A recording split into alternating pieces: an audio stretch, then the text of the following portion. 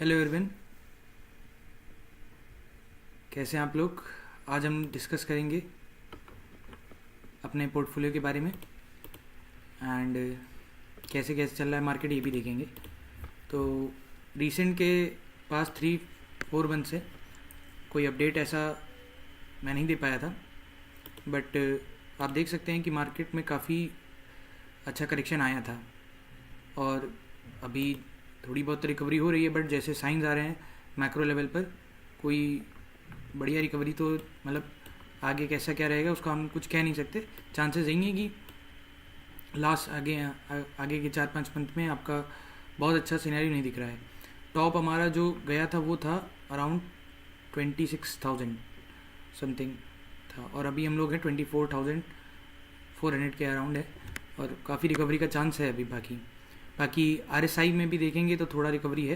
काफ़ी दिन तक यहाँ पे ये रहा था और इसको भी मैं यूटिलाइज़ करने का ट्राई किया था, बट तब भी फियर हमेशा रहता है कि क्या यही डिप है और डिप तो नहीं करेगा, तो उससे ज़्यादा नहीं हो पाया। लेकिन तब भी देखें जो इसका बॉटम बना था इस बार का 23,240 का, उससे 1000 पॉइंट तो अब आ ही गया है। तो आगे कैसा क्या रहेगा नेक्स्ट मंथ में, मतलब इस मंथ में हमको देखना पड़ेगा।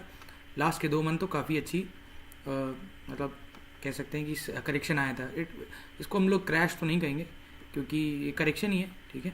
तो जैसा भी था, बाकी आज एक जनरल डिस्कशन यही रहेगा कि आगे का क्या प्लान है मेरा और कैसे चीज़ें को मैं कर रहा हूँ।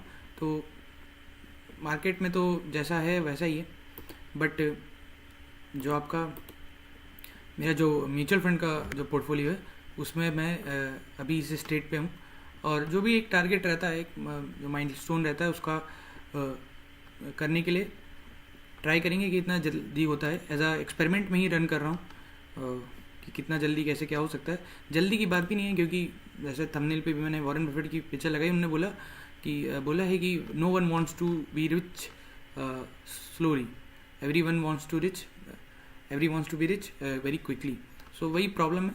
तो उस माइंडसेट को, क्योंकि बाकी चीज़ों में इंट्राडे FNO ये सब करके हाथ जला के ही सोच समझ के ही चीज़ों पे मैंने टर्न लिया है। ऐसा नहीं है कि मैंने ट्राई नहीं किया, MTF भी किया है, किए एक मिक्स बैग उसमें वो रहा, कोई एसएच नेट पे ही आ रहा है। लेकिन ये समझ आए कि जितना एफर्ट जा रहा है उतना प्रॉफिट आपको नहीं मिल रहा है।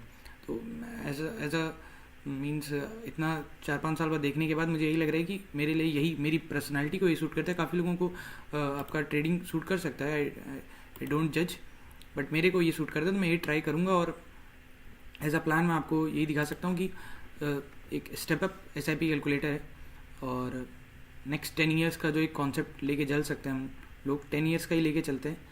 तो 10 साल भी क्योंकि बड़ा टाइम है लेकिन लगता नहीं है।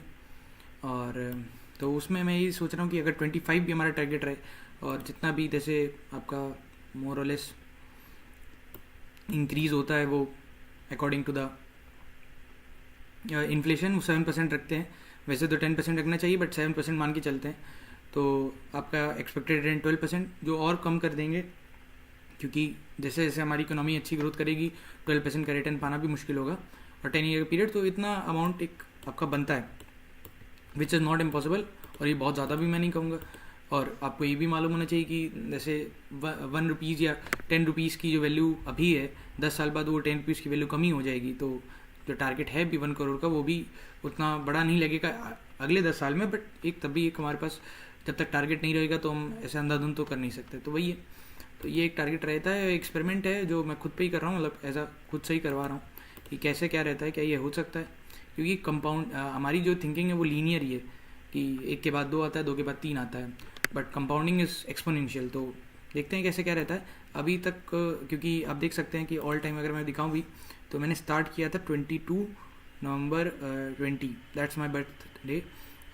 और इसी के बाद से मतलब कम से कम अब कितने साल हो गए, 1 2 3 4 ईयर्स हो गए लगभग 4 ईयर्स में इतना है। और भी लास्ट के कुछ ईयर्स में जब से थोड़ा मैं वर्क करना स्टार्ट किया हूँ तब से थोड़ा बड़ा है, उससे पहले तो मैं पार्ट टाइम ही वर्क करता था। सो देखते हैं आगे कैसे क्या रहता है। एक कमिटमेंट है और विल सी कि कितना जल्दी कैसे क्या हो सकता है। जल्दी फिर वही शब्द आता है कि जल्दी की बात ही नहीं है। मैं यही चाहता हूँ कि आज अगर 24 चल रहा है 3 दिसंबर, तो 34 में 3 दिसंबर में कैसा क्या रहता है वो देखना है एज अ एक्सपेरिमेंट, क्योंकि किस मार्केट वर्क करता है, कैसे क्या रहता है, ये क्यूरियोसिटी है। बाकी एज अ मीन्स कि मैं पार्टिसिपेट कर रहा हूँ इस तरह के किसी भी एक्सपेरिमेंट में, या तो आप अपना खुद से भी करिए, बट हमेशा फाइनेंशियल अपने किसी भी एडवाइजर से बात करके ही करिए, क्योंकि कोई भी ये जो पोर्टफोलियो है मेरा कोई रिकमेंडेशन तो बिल्कुल नहीं है। एंड बस यही कि एक एक्सपेरिमेंट है, देखते हैं कि कैसा क्या वर्क करता है। बाकी अपडेट्स मैं आपको मंथली या मंथली देता रहूँगा, बेसिकली जितना टाइम मुझे मिल पाएगा। कोई, क्योंकि ये एक्साइटिंग तो गेम है नहीं, आपको करना है, चुप होके बैठ जाना है। कुछ एक्साइटिंग होता कि आज ये मैं स्टॉक में लगा रहा हूँ या वो लगा रहा हूँ, तब थोड़ा सा मज़ा भी आता। तो जो भी है अभी मेरे पास तो बहुत बेसिक सा पोर्टफोलियो है। It is not big, it is not very small according to me, but कैसे क्या वर्क करता है वो हम देखेंगे। और ये रिटर्न्स जो अभी दिख रहे हैं ये तो पॉसिबल नहीं है, क्योंकि ये मैं कोविड के टाइम से कर रहा हूँ, और लास्ट के 1 ईयर में काफ़ी अच्छा फ्लो भी आया था, और मैंने काफ़ी अच्छे से डंप भी किया था, मतलब big chunk of my portfolio, तो वो करते हैं। बाकी मेरा मेन फोकस यही रहेगा कि मैं आपको दिखाता हूँ करंट से बेहतर है ये, अब ऊपर आएगा, अब ठीक है। तो HDFC सबसे ज़्यादा मेरा होल्डिंग है, फिर UTI है, फिर एक्सेस है, फिर क्वांट है, फिर ICICI। कह सकते हैं कि कुछ क्लटरिंग तो है, बट ये जो 3 है, नवी 50, UTI निफ्टी 50 और BSE, ये तीनों एक ही चीज़ हैं कहीं ना कहीं। और इन दोनों का जो एक्सपेंस रेशियो था थोड़ा ज़्यादा था, इसलिए मैंने इनको अब इन पे मैं ज़्यादा फोकस नहीं करता हूँ, मतलब इनमें ऐसा भी नहीं होती ज़्यादा। मेरा अब इसमें रहता है क्योंकि इसका जो एक्सपेंस रेशियो वो काफ़ी कम था, सबसे कम था मतलब सारे उसमें से, तो अब मैं इस पर ज़्यादा टारगेट करूँगा, इसमें ज़्यादा इन्वेस्ट करूँगा। देन स्मॉल कैप में मेरे पास ये दो हैं, एक्सेस और क्वांट, जो दोनों काफ़ी अच्छे हैं। मतलब एक्सेस तो काफ़ी अच्छा रिटर्न भी दे रहा है, क्वांट थोड़ा सा वैसा रहता है, अप डाउन बहुत रहता है इसमें, बट वोलेटाइल है, बट इसमें भी एक अच्छा वो रहेगा। ये दो मैंने न्यूली ऐड किए हैं, जिसमें आप देख सकते हैं बहुत कम भी है वो, और रिटर्न भी बहुत अच्छे नहीं है ओवरऑल। तो ये दोनों को भी देखेंगे। ये मोमेंटम है, मोमेंटम जब मोमेंटम आता है तब अच्छा वर्क करता है, इसलिए थोड़ा थोड़ा इसमें भी करता रहूँगा, बट मेरा मेन फोकस निफ्टी 50 और इन दोनों स्मॉल कैप में रहेगा। कि अगर मैं 100% 100 रुपीज़ कर रहा हूँ तो 50 समथिंग इसमें जाएगा और 30 समथिंग इसमें जाएगा।